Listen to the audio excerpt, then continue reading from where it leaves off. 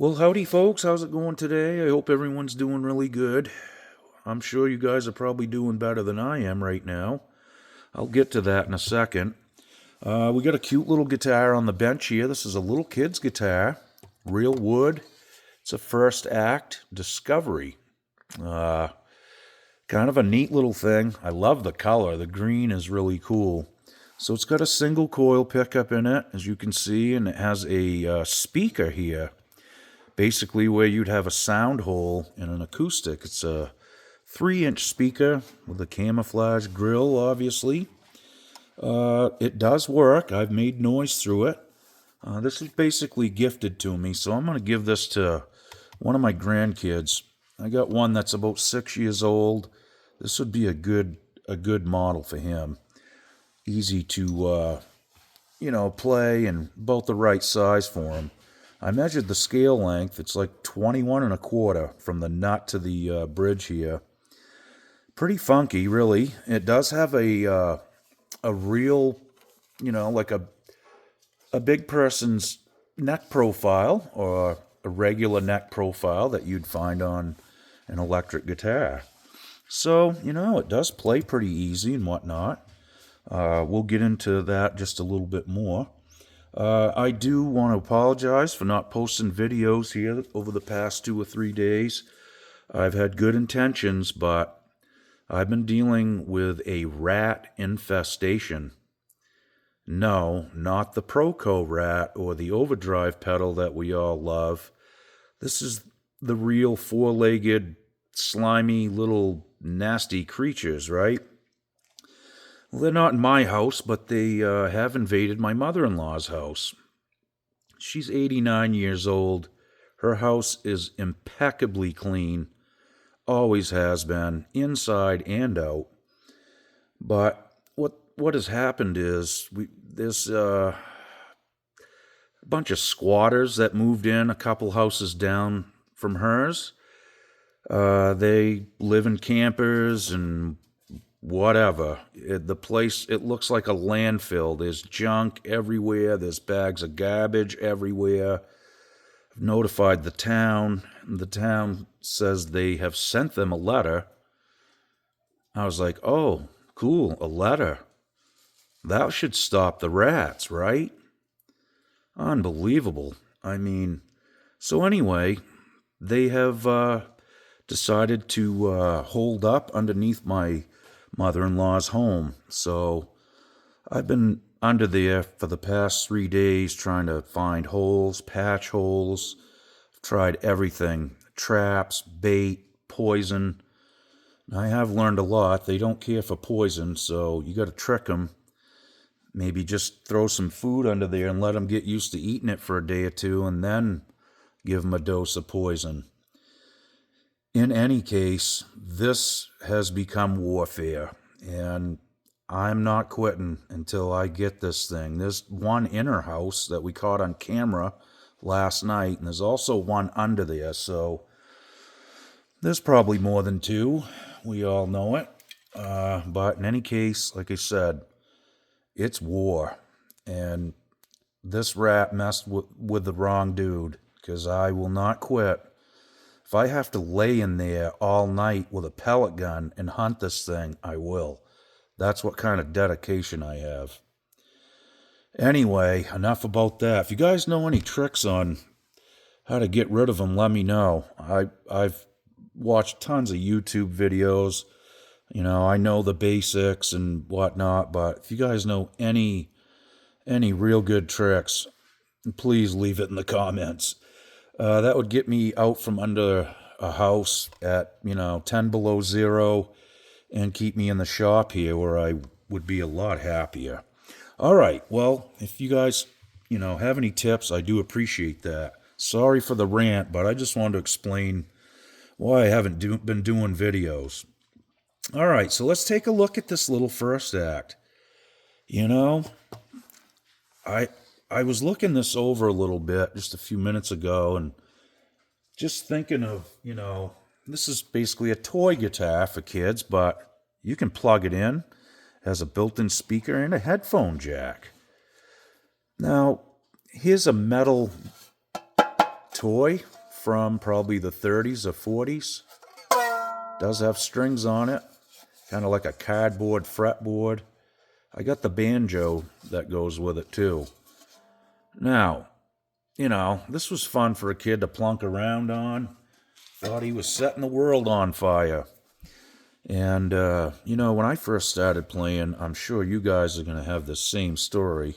The action was an inch off the fretboard. It was a small acoustic, and, it really made me quit more than once. I was like, I don't want to do this. It hurts my fingers, This ain't no fun. Well, if I'd have had something like this, I think it would have been less of a deterrent, as far as, the pain of trying to get your calluses going and all that kind of stuff. So, pretty cool. I think it's a good little status setup for a kid. Now, they got these little plastic things over the tuners, and it just basically keeps, the sharp pointed string end from gouging the little kid, poking his brother's eye out with it or something like that, Kind of a cool thing. I probably could have used those a couple nights myself.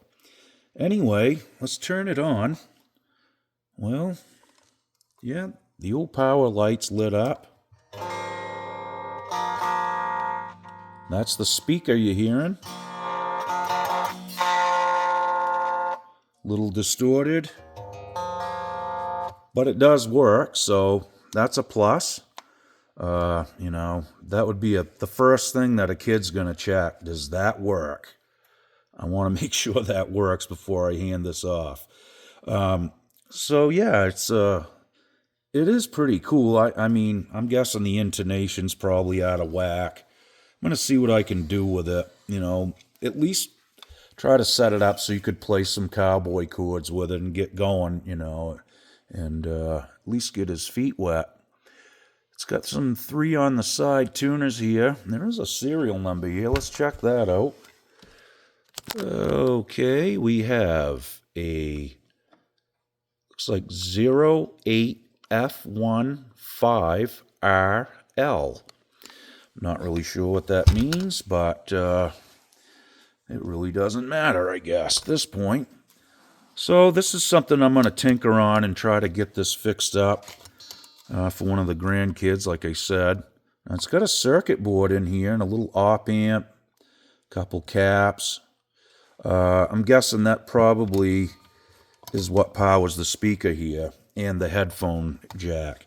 Now, you can plug this into an amp, too. It's got a 1/4 inch out, and right in the back here's a place where you put your 9-volt battery. It's the same old story. Some kid got this, probably run around the house a day or two with it, and that was the end of it. So it's got a little rash, couple dings here and there, but I'm sure it's going to get some more. But anyway, it is a cute little thing, and I'm going to be tinkering on this over the next few days, and if I get it up and going, I'll plug it into an amp, and we'll take a little rip on it and see what it does. All right. Okay, here's one of the snare drums that I picked up, too, yesterday. This is a 6.5 by 14 metal snare. I don't know if it's chrome over brass or if it's just chrome over metal. I'm thinking this is inexpensive. It is made in China.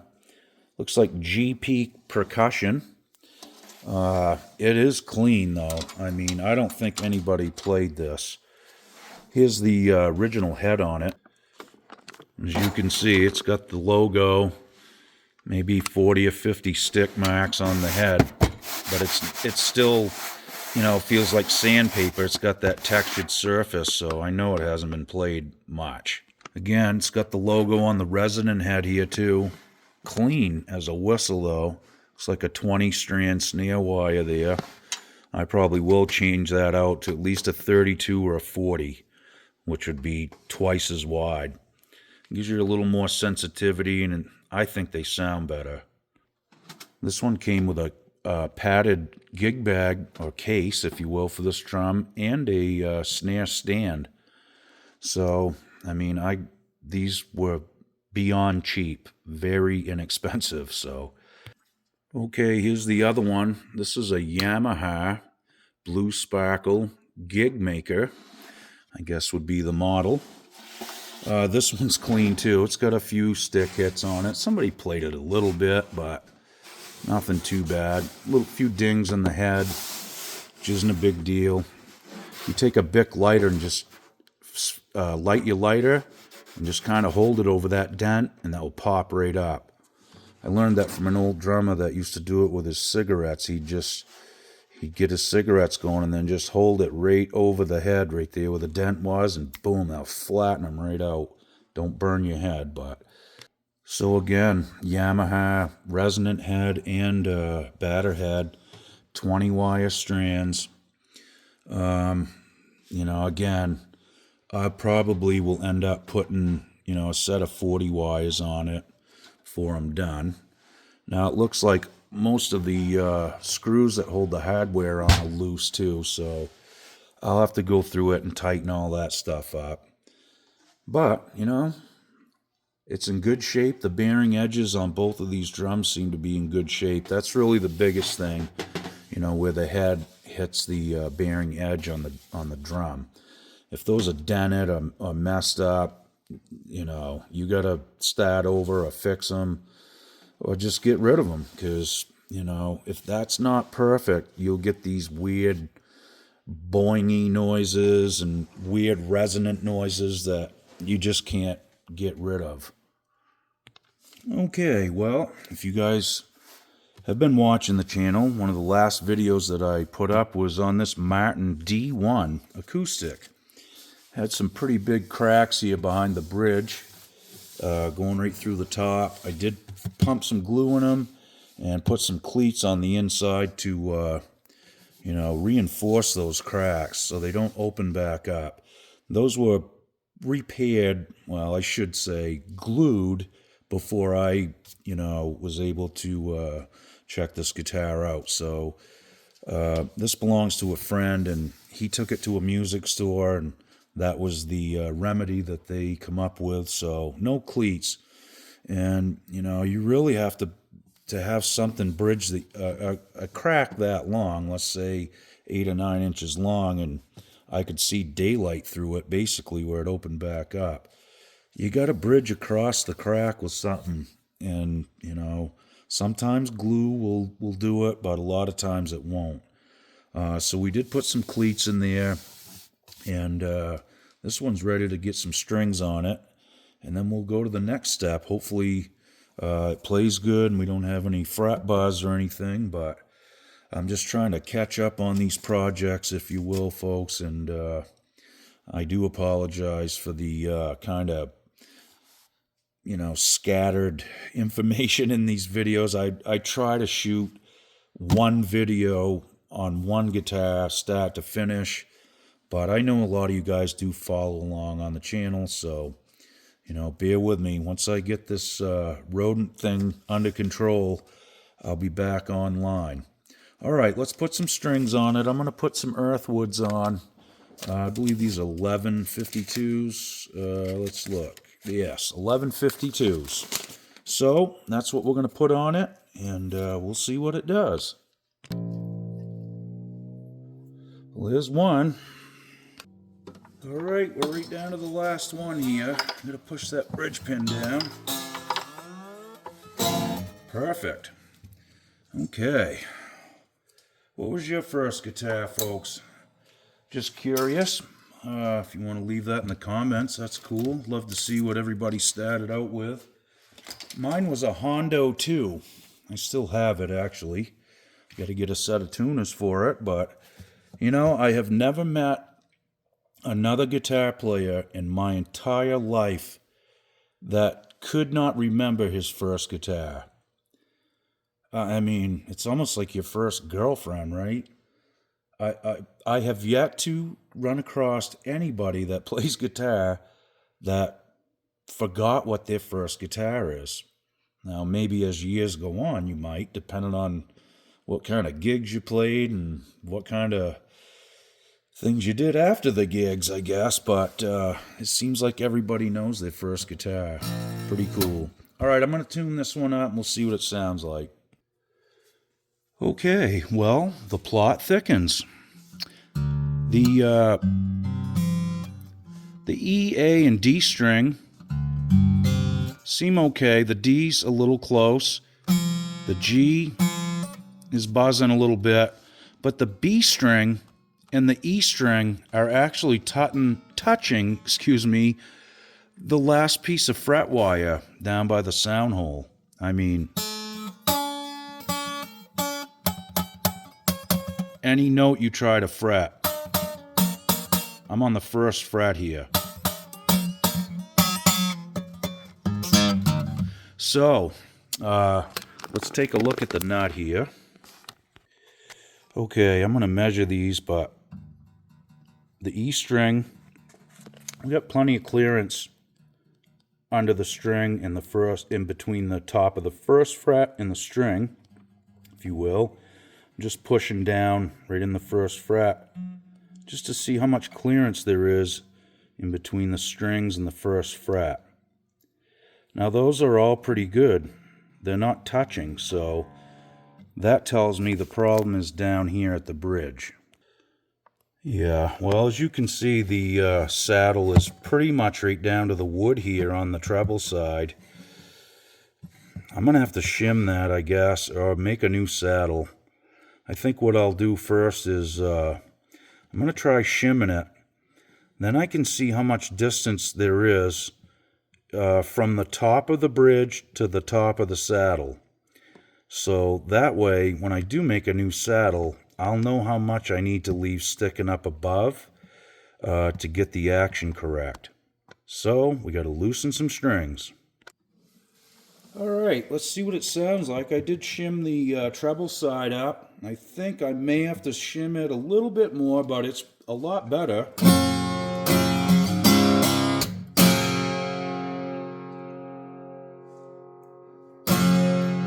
I'm not playing with a pick, but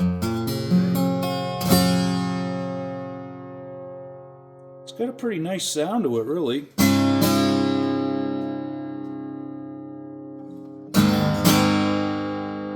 Sorry about that. I gotta stretch the strings out a little bit more, but you know, it is a pretty nice little guitar. I was just talking to a friend of mine, and he thought that these were probably not in production anymore. He thinks they did away with the D1. I'm not sure about that. He wasn't positive either. We were going to check on it, but in any case, you know, it's a Martin. It's got nice low action here, and it plays pretty sweet.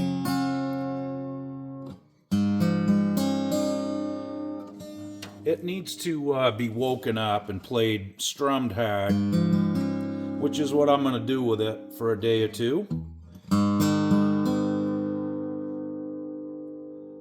The top looks good and straight here. Doesn't seem to be dipping or buckling, so that's good. I may just put a little bit of thin super glue over the tops of those cracks too, just for good measure. I do need to just kind of mask those with maybe some shellac or something, just to kind of blend that in so you don't see it so much, but pretty nice guitar. I think that was really the main issue with it. I forgot to mention, somebody glued the saddle into the bridge. What a guy, huh? Or a girl. It could have been a guy or a girl, I suppose, but don't ever glue the saddle into your bridge, okay? There's no need for it. You really don't. I mean, if you're worried about the saddle falling out when you change the strings, just do them one at a time or something. Do not glue those in. Your repair guy will thank you tenfold. Okay, guys, well, that's probably going to wrap this one up. I do have some more projects here. I got a Les Paul on the bench, and the Ibanez Destroyer, which was in the last video. We were testing some pickups to possibly put in there. I've got a little sketch drawn out about what I may do with it, so that one will be on the list too. And I'm going to set this Les Paul up over here.